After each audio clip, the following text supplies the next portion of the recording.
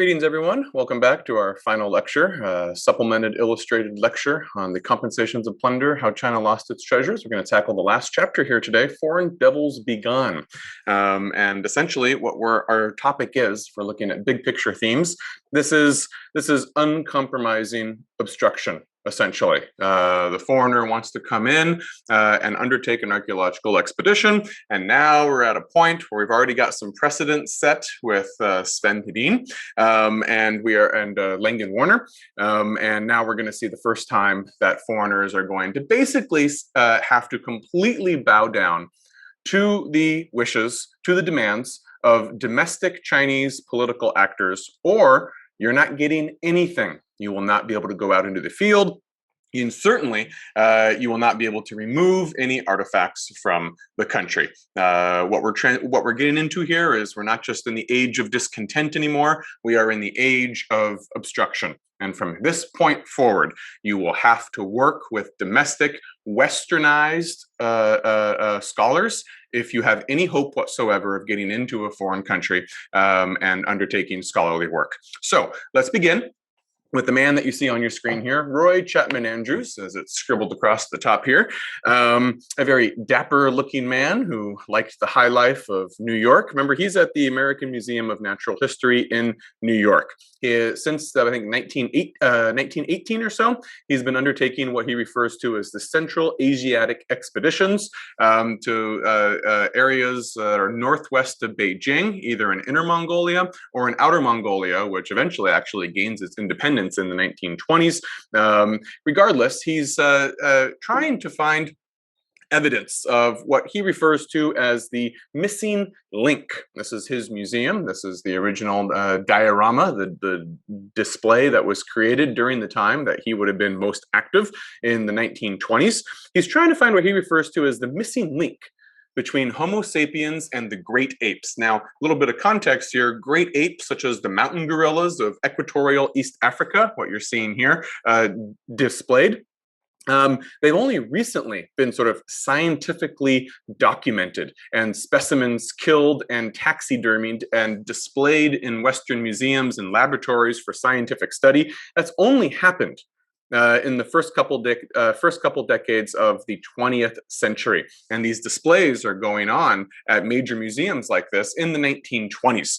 And so there was a very fashionable theory that there must be some sort of missing link in the evolutionary chain between the great apes and Homo sapiens, some sort of intervening halfway point in the evolution of our species, and that's what Andrews is hoping to find. His sponsor is Henry Osborne. Now, this guy should be familiar to us by now. Henry Osborne is the director of the American Museum of Natural History. This is the same guy that we saw in our lecture on dinosaur nationalism, or the politics of dinosaur fossils. He was the one who was sort of in charge of acquiring some of the big, complete dinosaur skeletons that began to emerge from Wyoming and Colorado in the 1880s and the 1890s, and helped curate the very first exhibits that brought in huge crowds. Now, he's also the chief institutional sponsor of Roy Chapman Andrews on his Central Asiatic expeditions to Inner and Outer Mongolia. Now, the intellectual agenda that Osborne and Andrews are peddling is one that we would find quite ugly today. They are awash in what we would, can only refer to as fairly racist theories. Osborne was hoping to find a yellow missing link, all right, quote unquote, from the yellow race, Asian.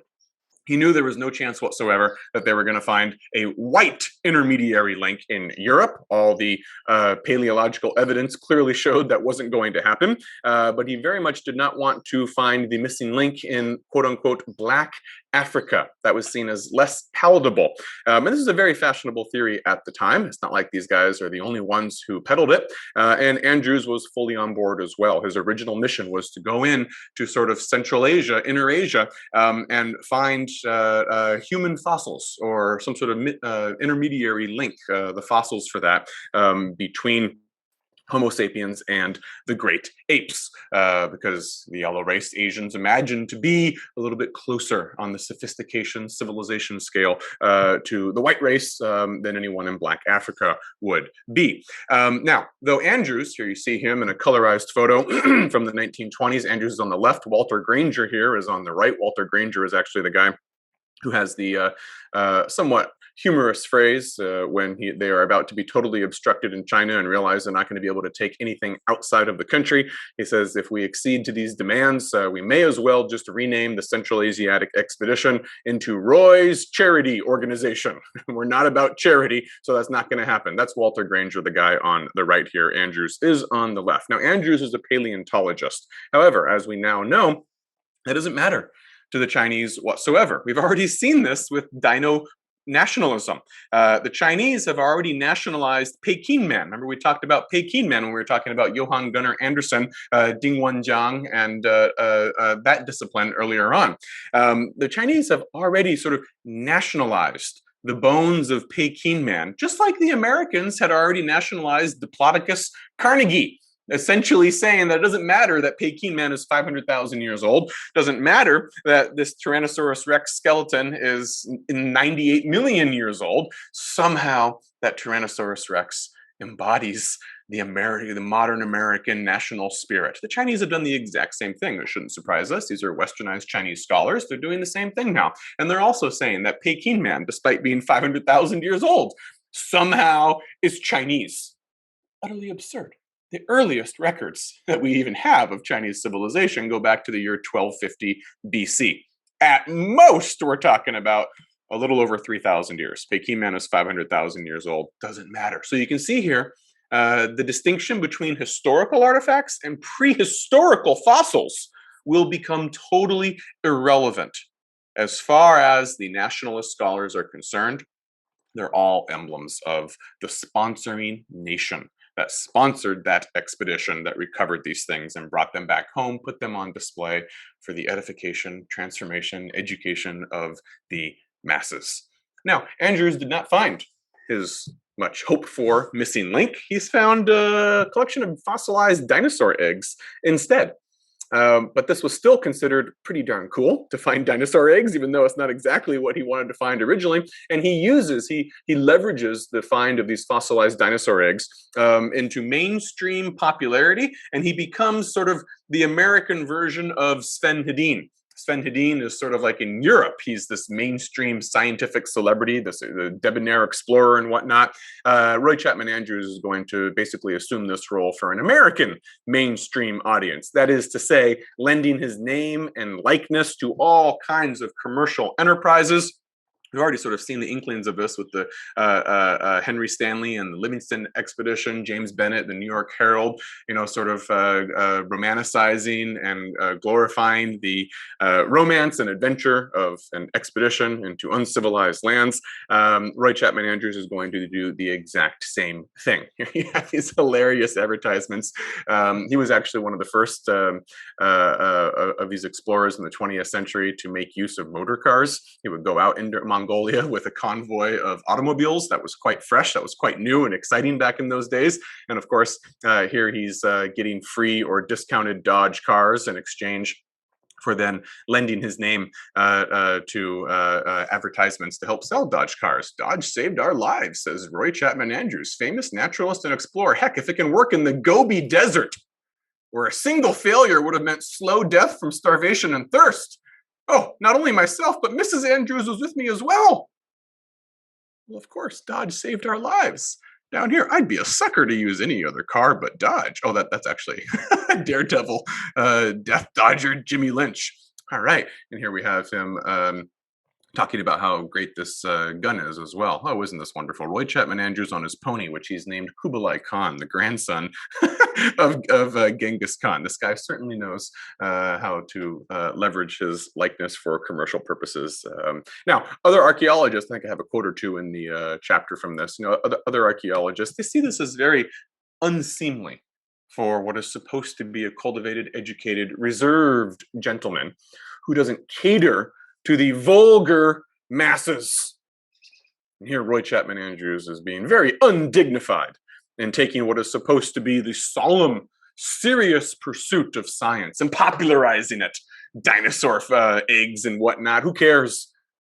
I mean, we do care. They're interesting to study, but to peddle these in the public sphere, sort of like some sort of circus. Are we no better than circus strongmen? We see that tension once more between sort of these reserved, you can say snobby intellectual elites and those who are interested in trying to reach a mainstream audience and profit from it as well. Okay, now, the main reason that we care about Andrews is because of his timing. I find him actually to be a fairly unpalatable, unsavory, even nasty figure when you start reading his letters and the stuff that he does and whatnot. But that doesn't matter. We care about him for his larger significance, his timing. Fall of 1928. Here is a letter from Ma Heng, the head of the Commission for the Preservation of Antiquities in China. That's that new powerful organization that first began when Sven Hedin came along, includes the most prominent members of the first generation of fully westernized Chinese intellectuals at major national institutions of higher learning in Beijing.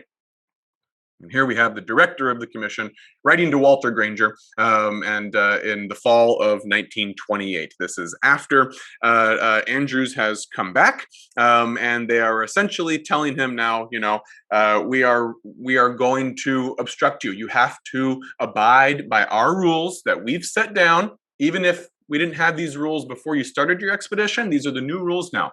You see, the commission is very emboldened now that they've managed to set what we might refer to as the Sven Hedin precedent, the almost exact counterpart to the King Tut, the Tut effect in the Middle East.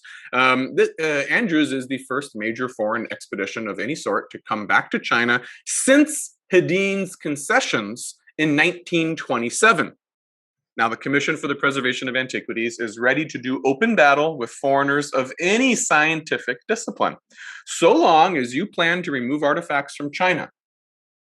All right, that will set in motion a zero-sum game with Chinese national museums, which now exist, and Chinese institutions of higher learning, which now exist.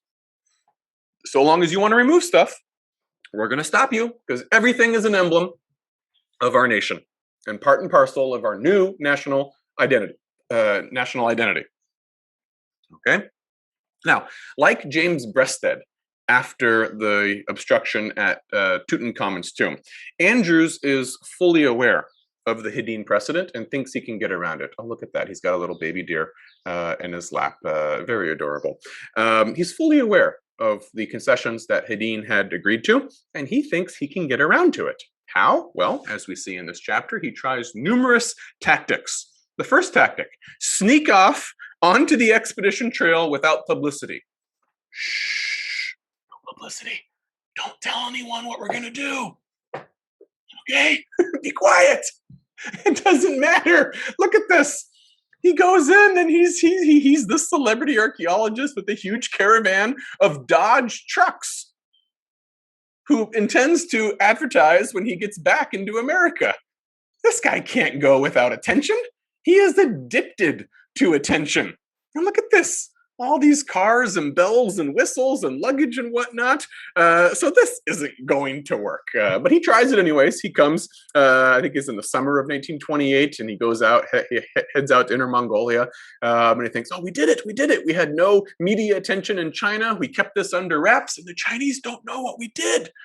All right, everyone keep quiet, and we'll be able to get our stuff out of the country. Second, he tries to make what he believes is a very sympathetic distinction between history and prehistory. Let's draw a line in the sand. He says, wait a second. The stuff that we're looking at, dinosaur eggs and whatnot, these are fossils. These are 100 million years old. Has nothing to do with China. And he even says he will concede, because it's in his interest to do so. He will concede. He says, hey, if something's historical, if it has Chinese writing, if you can place it in the narrative of Chinese civilization, oh, we don't touch that. He's selling all of his archaeological colleagues down the river here now. We don't want any of that. That of course belongs to China.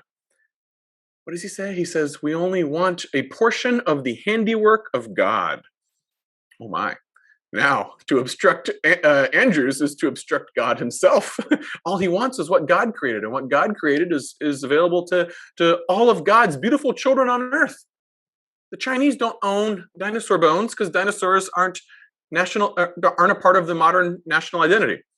Now, from a purely scholarly point of view, I totally agree with him. That's absolutely true. But of course, he's only using this argument. He's invoking it cynically to push his own agenda, which is to get stuff out of China.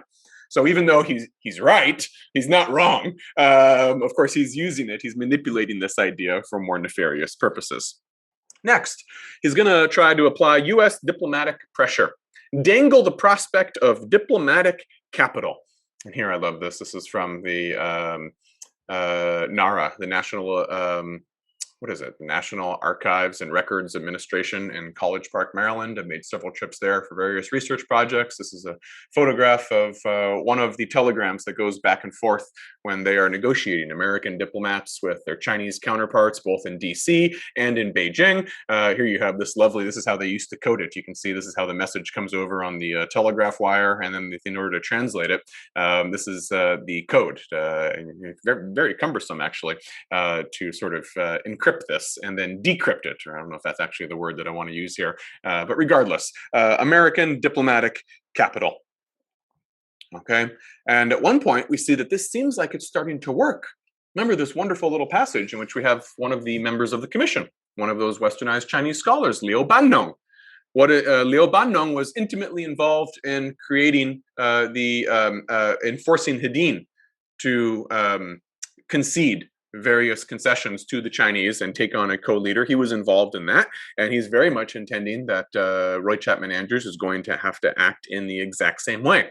At one point, we get this wonderful passage from Liu Bannong's diary. He's writing in the Chinese, and I was translating this in this chapter here, in which he has a meeting.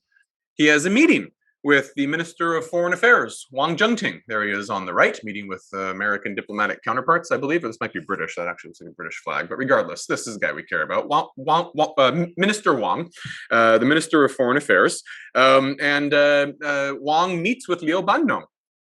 And he says, hey, you know what? We're negotiating for this. Can you guys cool off your obstruction? Come on. Can the commission let this go?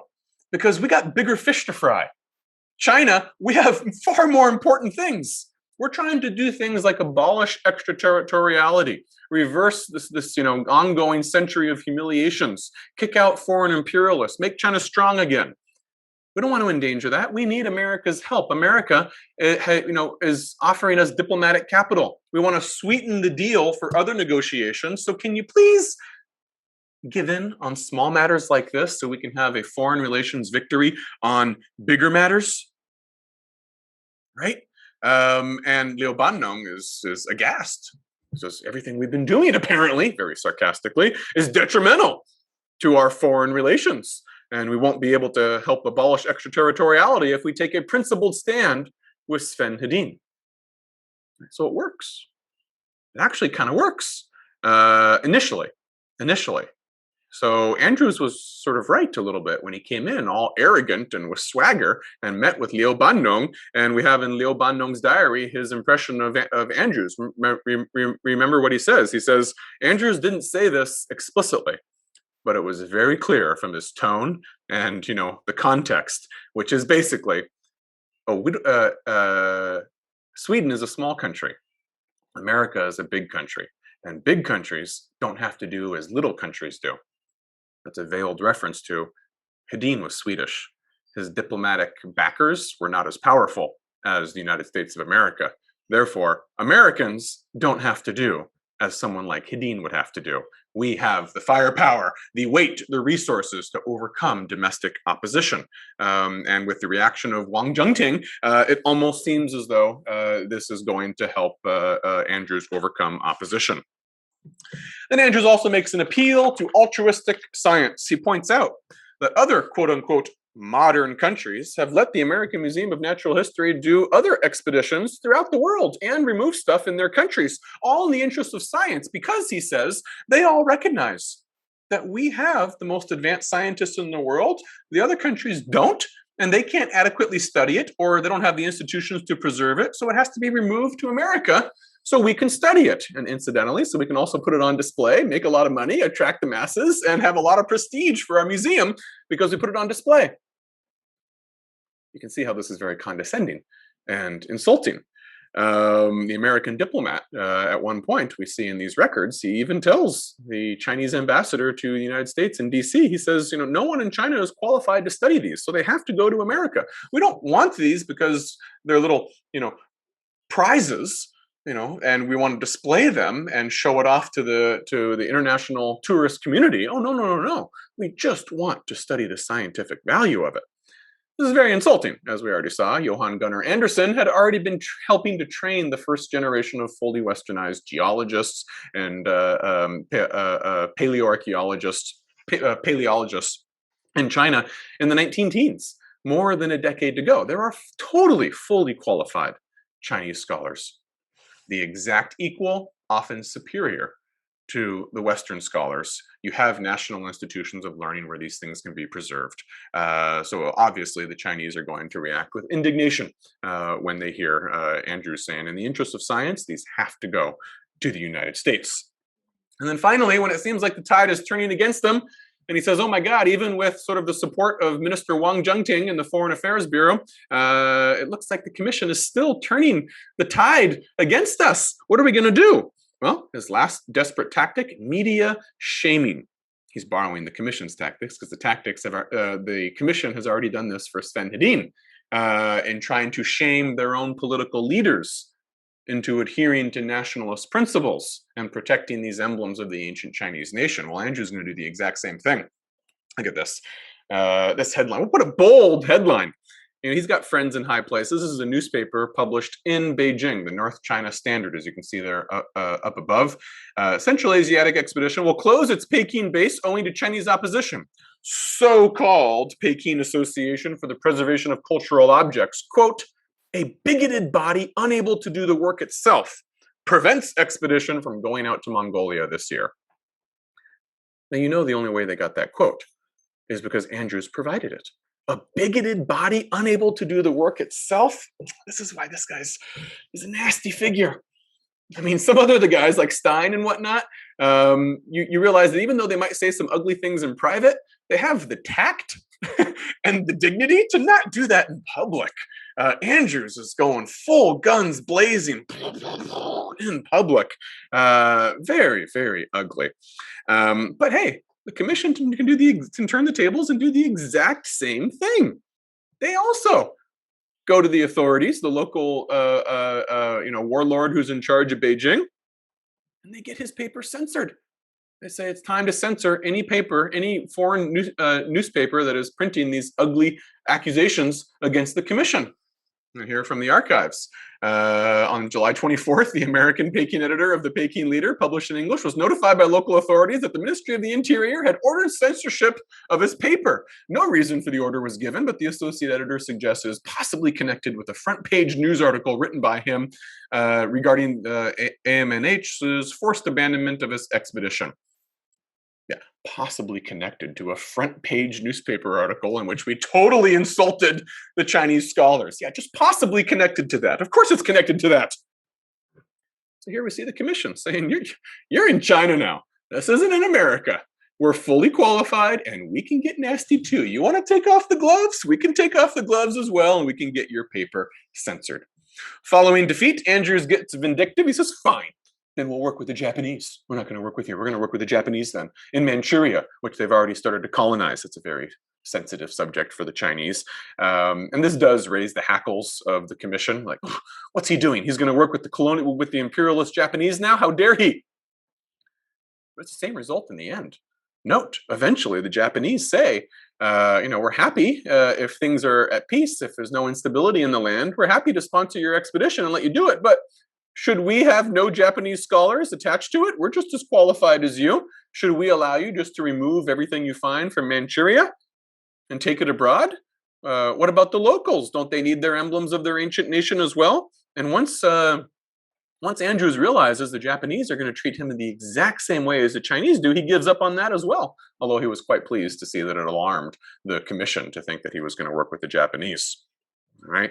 In light of all this, it shouldn't surprise us to see that that David Huffine cartoon from the Saturday Evening Post, published in 1937, 9 years after he was abstructed in China, would be found preserved in Andrews' archives. Now, it's pretty clear this is the kind of guy who's going to laugh at a cartoon like this, fully sympathize it and say, yep, I experienced that too. I totally get it. How absurd that the Chinese thought that they could do their own work. Of course, we should have been able to go to China. Uncivilized people don't do expeditions, and civilized people do expeditions in uncivilized lands, not the other way around.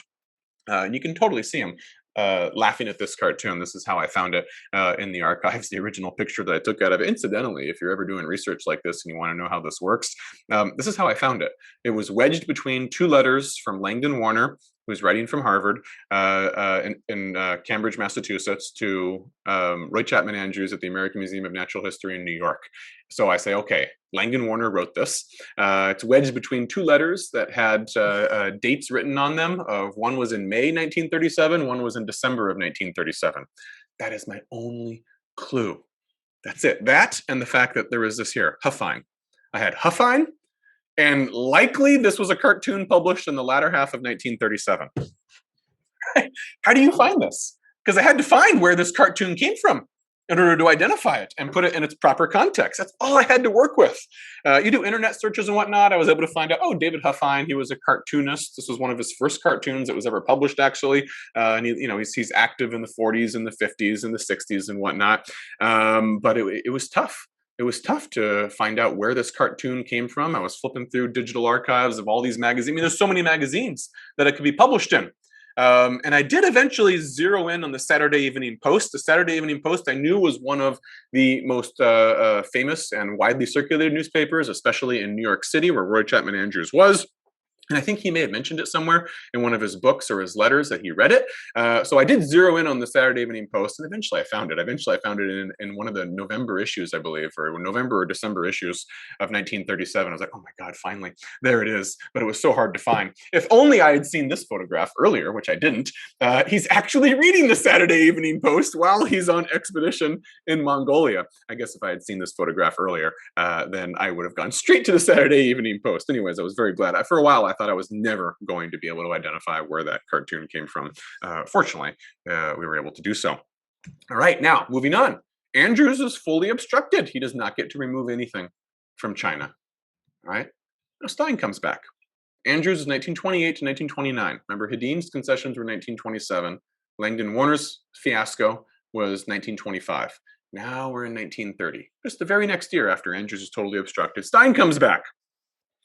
Still can't get into Afghanistan. Remember, that's where he always wanted to go. He's looking for Gandharan art. He wants to follow in the footsteps of Alexander the Great. And remember, Xinjiang, northwestern China, was always his backup plan. That's where he went when he couldn't get permission from Afghanistan. Remember, all you got to do is say no. If you're willing to forego the compensations of cooperation, you can say no till the cows come home. And the foreigners will have to respect that. No empire goes to war because a country denied an application for an archaeological expedition. That's just not the way it works. You can say no if you want to. And the Emir of Afghanistan consistently said no. Said no. I don't feel comfortable with this. I think he's going to be mapping my land in secret and paving the way for perhaps the British to take complete control of my country. No. Stein can't do anything about it. So in each case, his backup plan is Xinjiang, where the Chinese keep saying yes. All right, now, Stein knows all the concessions as well. He knows what Hedin went through. He knows what Warner went through. We have letters passing back and forth. He knows how Warner was obstructed. He knows how Hedin was obstructed. He knows how Andrews was obstructed. But everyone thinks Stein is special and that he can succeed where Hedin and Andrews failed. And we'll talk about the reasons why everyone thinks he's so special. So they're still determined, if anyone can do it, it's going to be Stein. Now, this expedition has a slightly different background. All right. Previously, Oral Stein was always sponsored by the British Indian government, the Raj, where he was actually employed as a civil servant. This time, he's working with the Americans, Harvard, the Fogg Museum. Okay, so you can see this is directly linked to those failed fog museum expeditions from 1924 and 1925. And we also take into account the post-war context. The Europeans don't really have the money for expeditions anymore, and their museums are already filled to the brim anyways. Like James Henry Breasted in the Middle East, however, the Americans are flush with cash. They are desperate to fill their empty museums, and they're willing to cross taboo lines in their desperation for the last remaining archaeological spoils. They have to if they want to get anything, because the Europeans have already taken most of the good stuff. Okay? And like Andrews, this desperation and deep pockets, and a bit of arrogance probably, leads to some fairly ugly, vindictive behavior that we saw with James Henry Breasted in the Middle East. We saw it with Andrews in China. Now, Stein, however, won't act like an ugly American in public. And that's one reason why Harvard feels comfortable going with him. Okay? He's old school European. And one reason everyone thinks that he's going to succeed, where Andrews and Hedin and Warner had all failed, is his quiet, fairly humble persona and his aversion to publicity. Unlike Hedin and Andrews, he doesn't go out of his way to pander and cater to the vulgar masses and put on displays in museums. This guy, he really is sort of a true scholar. He just wants to do his scholarly work. Okay? And the Fog Museum sees a wonderful opportunity to say, hey, Warner was obstructed. He couldn't do it. But Stein, with his connections, I think he could succeed where Warner failed 5 years ago and still fill the Fog Museum with the same sort of wonderful stuff that the British Museum and the Louvre and the Berlin Museum, they all got 3 decades ago. Only one condition. Stein needs to take along Milton Bramlett, one of Ellsworth Huntington's grad students from Yale. See, this is why I loved having these illustrated supplementary lectures, because I couldn't possibly justify for one paragraph of the book when we talk about Milton Bramlett using my precious allotment of images to include this. But I actually did find in the archives, I don't know if this is the American archives or if it was Stein, I think it was the American archives in Nara in College Park, Maryland. This is his passport photo, Milton Bramlett's passport photo. I actually looked him up when I was curious. This guy who just sort of comes into my story and then leaves just as quickly. He eventually, as you know, you read in the book, he eventually gives up. There's a very humorous result. Stein is 68 years old, and everyone's all worried that he's too old and frail to do this expedition on his own. They say, we need to have some young buck go with him, some young, healthy, strong guy to look after Stein. And it turns out Stein's looking after Bramlett. Bramlett can't handle the Himalayan temperatures and how cold it gets and everything. And Stein was even warned ahead of time. Bramlett went to London to do shopping and for the expedition ahead of time. And Stein's friend, Fred Andrews, writes to him and says, hey, just so you know, he was huffing and puffing on the streets of London. And it wasn't just the pollution. He was huffing and puffing. Are you sure he can handle the subalpine, alpine temperatures, sub-zero alpine temperatures? That's the mouthful of a phrase that I was looking for. And no, he can't. And he ends up being very sick and leaves the expedition afterwards. I was like, whatever happened to this guy? Turns out he becomes something like a marine biologist, I believe, at University of California, San Diego, where I got my PhD. I spent time there, Scripps Oceanography, and he eventually becomes a professor and works there for the rest of his life. San Diego, a good place to spend second half of your lifetime if you have a choice of cities that you can live in. All right, enough of that. More importantly, Stein, this is why everyone thinks he's special and he can succeed where all the others failed. Unlike everyone else, Stein has long-standing and meaningful, not superficial, long-standing and meaningful relationships with local officials, Chinese officials in Xinjiang. And the local Muslims, actually, for that matter as well. Not only that, he won't use Beijing as a base. See, Stein always goes in through India, over the Himalayas, overland. Okay, that's important. Because now, in the 1920s, everyone's been coming from the eastern seaboard. Langdon Warner started in Beijing. Sven Hedin started in Beijing. Andrews, their base was in Beijing. That puts them right next to the commission. Very easy to detect. Stein doesn't like going to those big cities. He's actually never been to the eastern seaboard. He's going to be obliged to make a very quick, quiet trip. Again, shh. But his shh is much more effective than Andrews' shh. He will make a very quick trip to Shanghai and Nanjing to get his passport. But he avoids Beijing.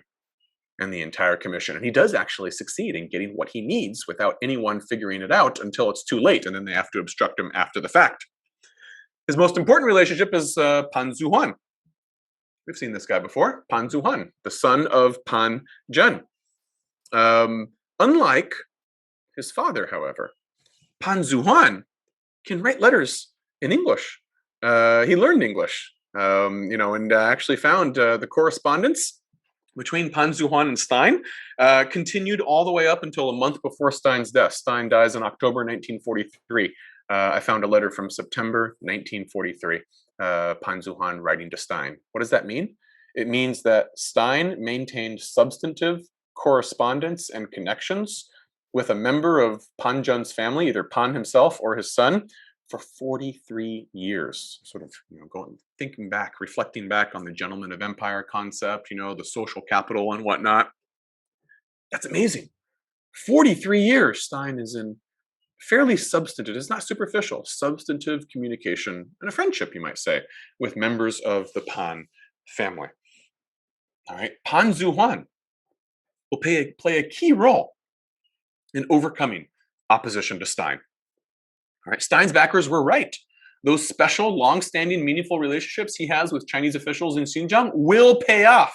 Ultimately, it won't be enough to save the entire expedition, but it'll allow Stein to get a hell of a lot further in trying to overcome the opposition of the commission in Beijing than any other foreigner was able to do.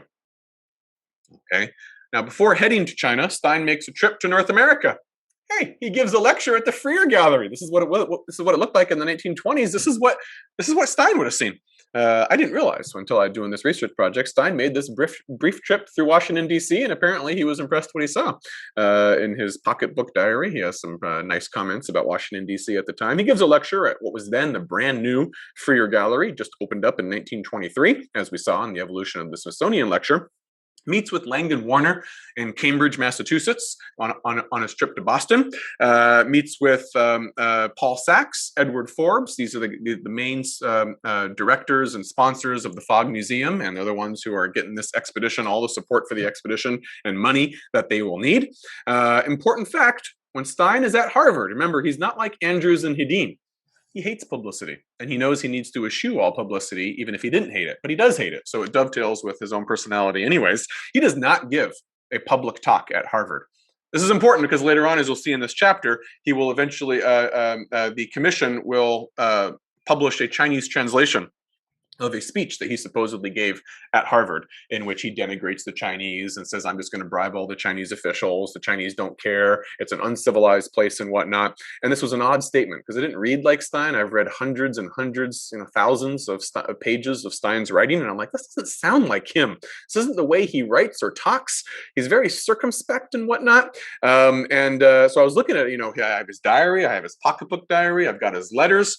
And there is zero evidence that he gave a talk when he was at Harvard. So it probably is true that that was an invention. That was part of a propaganda campaign that was designed to discredit him and gain support in the Chinese government to cancel his passport and kick him out. Hey, more power to them. That's a brilliant strategy. But just from a purely historical point of view, I wanted to be able to pin down, did he actually give a speech at Harvard saying these things? And I don't believe he did. There is zero evidence whatsoever. In fact, there's evidence to the contrary. There is evidence that we have in which his sponsors are telling him, we have followed your request and we're not going to have you give any talk whatsoever. We're going to give you this money for this expedition. There's no obligation to give a talk because we know that publicity is not going to be good for that.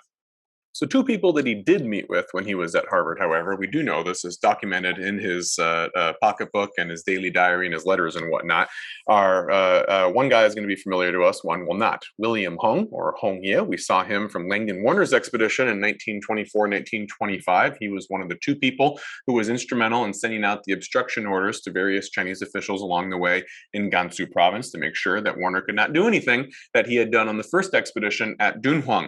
Another guy we have here is John Leighton Stewart, as you can see here from the Chinese language stele that's been erected in China since his death. He is regarded very fondly in China. So what we have here is we have a westernized Chinese scholar, someone who's part and parcel of all the people who are on that commission. And we also have a Western scholar who is sympathetic to the westernized Chinese scholars. Remember, this is very complex, the way these things work. It's never simply a case of the Chinese versus the Americans, the Chinese versus the French. There's always complexity on both sides, dissenters on both sides. Some Americans are going to say, hey, I sympathize with the westernized Chinese. What are we doing? And some Chinese will say, hey, I like Stein. Why are we obstructing him? Both sides will have what we might think of as dissenters from what we're now familiar with, the standard narrative that we're now familiar with. Now, both of these guys are affiliated with one of these other big, national institutions of learning in Beijing. In this case, not Peking University, but Yenjing University. Now, when he meets with them at Harvard, Stein, he's meeting with them with Warner. It's Stein, Warner, and these two guys. Okay, he is clearly warned. They say, make sure you have the full blessing of the Chinese central government. Okay, because things are different now.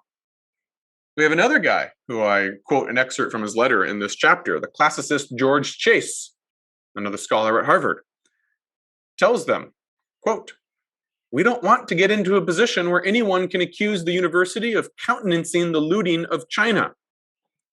The problem with this advice, as we just sort of were talking about, is that the quote unquote, the Chinese are not a united front, just like the Americans at Harvard are not a united front either.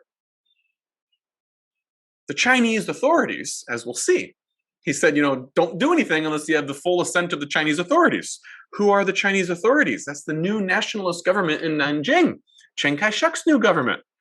And as we learn in this chapter, they're all too happy to issue Stein his passport, as he discovers when he goes to the Eastern Seaboard for the first time. Interesting note, when Stein goes to the Eastern Seaboard for the first time, he actually stops off in Japan first, and he has some really interesting views in his diary. This is something that he clearly planned to publish later on, but then when the expedition was a fiasco, he ended up not publishing it. Here he is, off Nagasaki, April 21st, 1930, right before he shows up in Shanghai and Nanjing.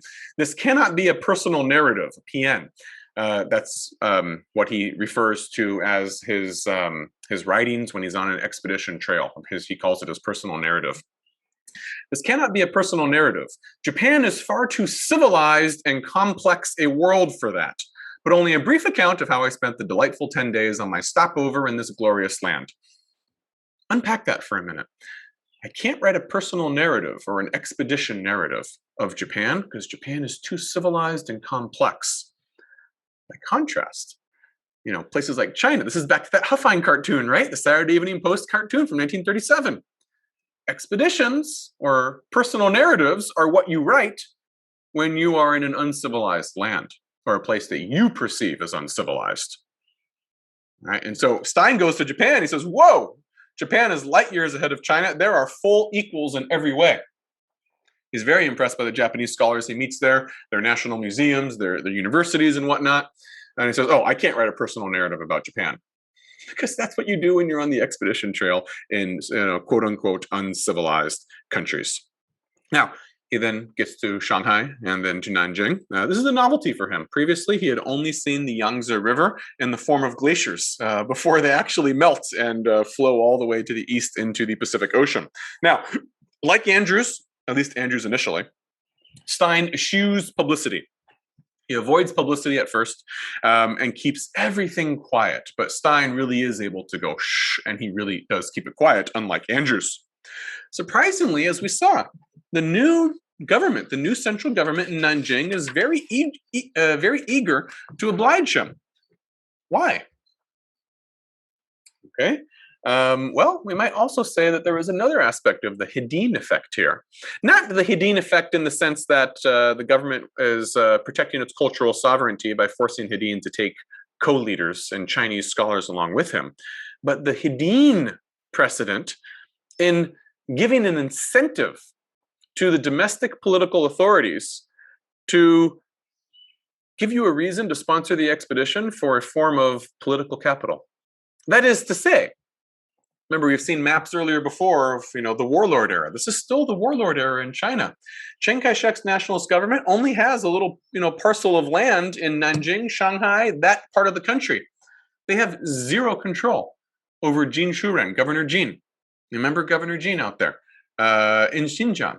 He is completely outside their orbit.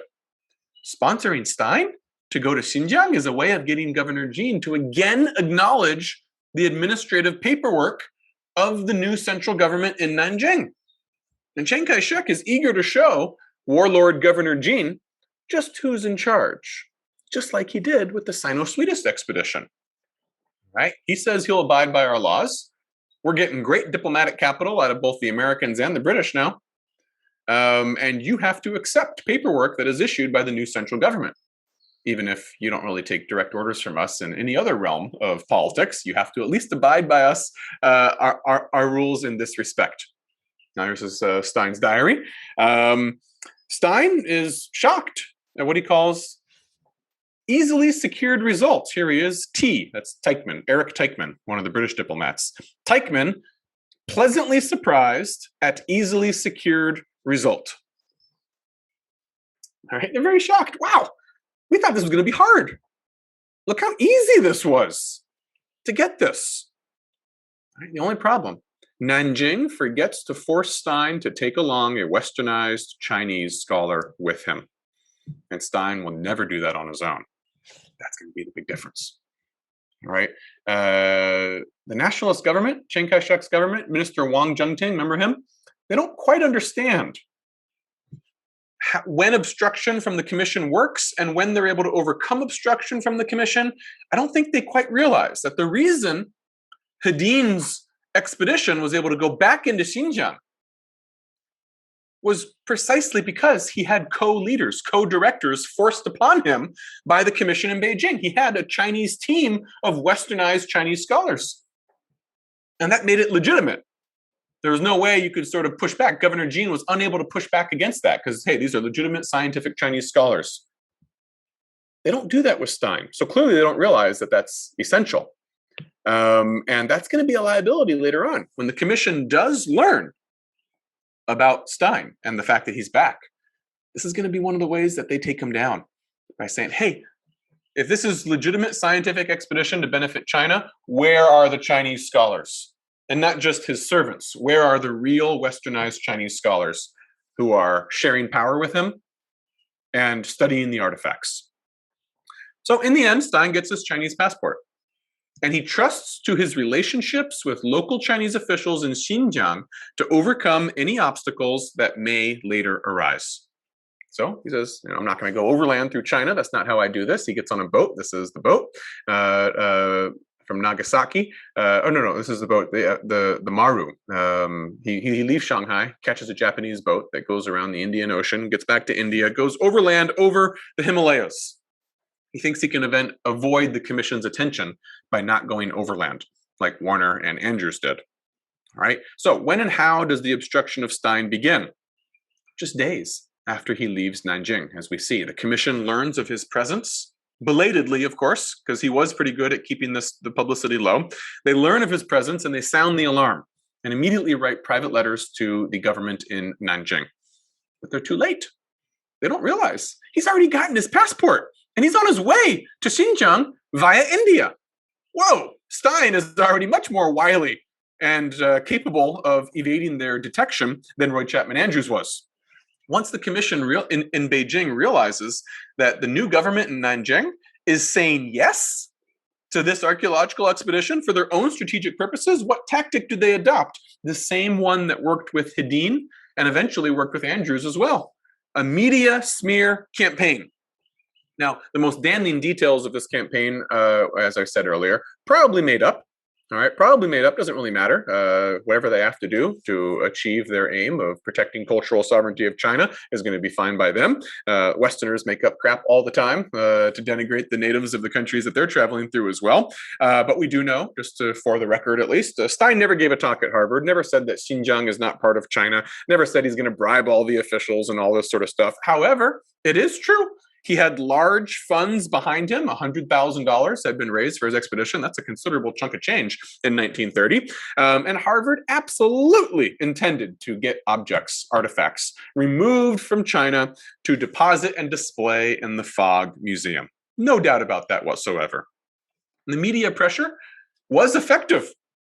Once we see in this chapter, we see the commission saying our only tactic is to shame our politicians into compliance and try to delegitimize Stein's credibility through negative media attention. It works quite well. Both the government in Nanjing and Governor Jin Shuren in Xinjiang feel pressure to obstruct Stein or be tarred with the brush of, hey, you're not protecting the heritage of the Chinese nation. What right do you have to be on the national stage, to be a political leader in a high position of authority? You're not even protecting the emblems of our nation. They don't want that kind of bad publicity. All right. However, they're both still also politicians in a very compromised climate, right? They both still want diplomatic capital to pursue their own end. Politicians will never simply subscribe to an ideal and follow it to the end. They always are looking to further their career, okay? And if there's instability and poverty throughout the land and foreign imperialists who are threatening you, there's going to be even more incentives to depart from the ideals of cultural sovereignty. Jin Shuren in Xinjiang, he wants British arms from the Raj in India. All right, we have a few quotes from Colonel Reginald Schomburg peppered throughout this book. He is the intelligence agent sent to deliver these arms shipments in liaison between Governor Jin and the British Indian government. They're selling him arms so he can help defeat his own rival warlords in the northwestern part of China. He wants that. And the British eventually say, hey, if you obstruct Stein and kick him out, we're not going to give you those arms that you wanted. He's like, no, I need those arms. What are they doing? So he's got other considerations as well.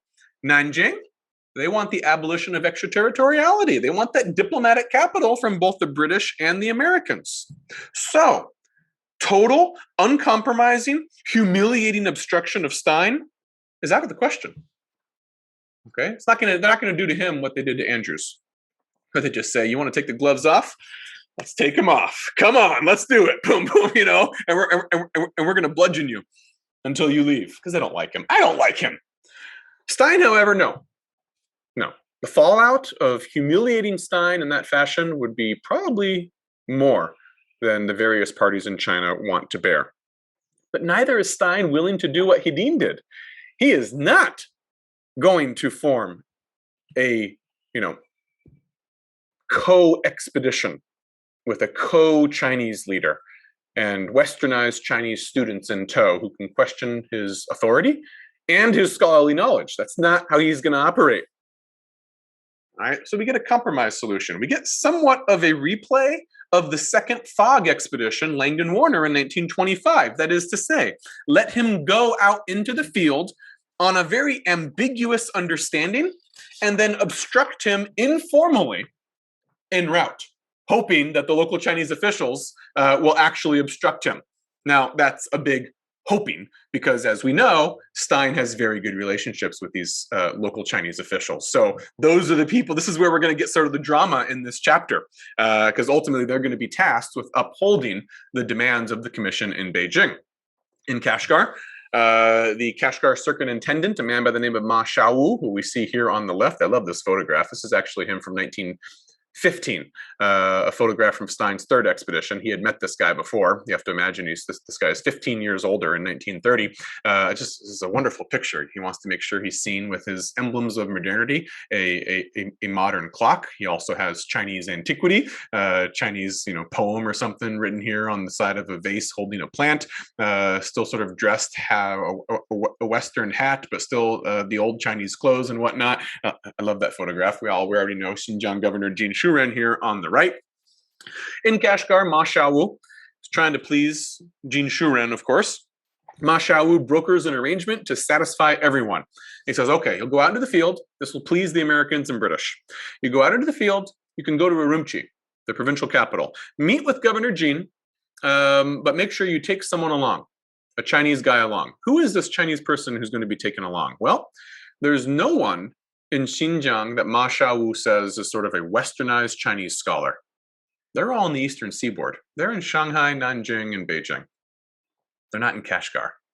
So he can't really impose what the commission wants to be imposed on Stein. What does he come up with? The next best thing. Zhang Hongsheng. I was so proud I found this photograph. This is very difficult to find. I thought I'd never find a photograph of what Zhang Hongsheng looked like. This is the guy who gets attached to Stein's fourth expedition.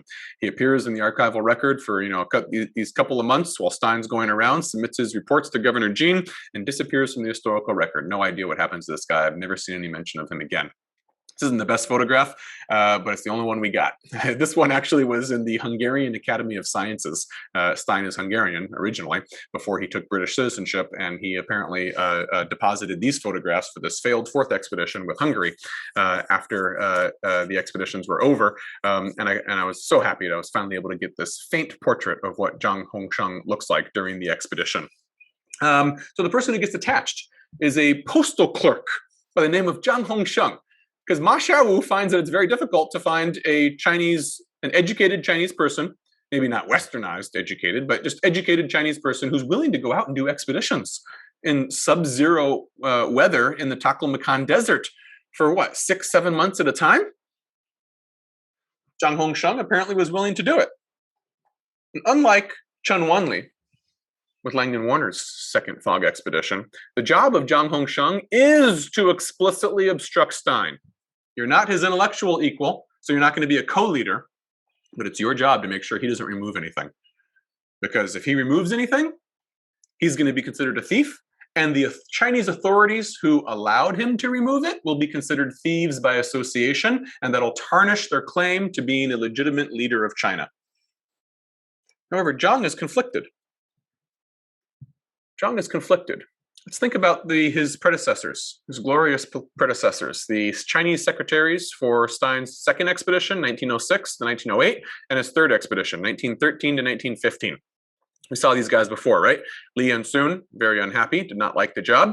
Jiang Xiaowan on the second expedition, the guy who was with him in Dunhuang and the Thousand Buddha Caves when he discovered the secret cave library and purchased all those things from Wang Yuanlu. Jiang Xiaowan from the second expedition loved Stein and was really into the expedition, enjoyed the whole thing. Zhang is the third one now. He's like Stein's third secretary, but he's not employed by Stein, remember? Where does Zhang Hongsheng get his salary? These guys got their salary from Stein. Stein was their employer. They're beholden to him. They're not writing secret reports to the Chinese governor. Zhang Hongsheng is paid by Ma Xiaowu, Superintendent Ma Xiaowu. Remember that wonderful little passage where he actually doubles his pay? When Stein offers to pay his salary, Stein offers to pay this guy's salary, thinking it'll give him leverage. And Ma Xiaowu says, hell no. We are paying his salary, so we have leverage, and you don't get any leverage over this guy at all. But Zhang is conflicted. Like Jiang Xiaowan, Stein's Chinese secretary from the second expedition, he wants to engage the compensations of cooperation. All right? And like Jiang Xiaowan, Zhang Hongsheng here, he doesn't have that westernized education that will make him a true believer in the virtues of obstruction. Okay? This guy's technically educated. He can write letters, he can work in the post office, he can keep account books and whatnot, but he doesn't have a full-fledged classical education. And he certainly doesn't have a full-fledged westernized education. Right? Like Jiang Xiaowan, that secretary from the second expedition. He says, hey, there's a lot of benefits that I can get. I'm going to meet Governor Jean.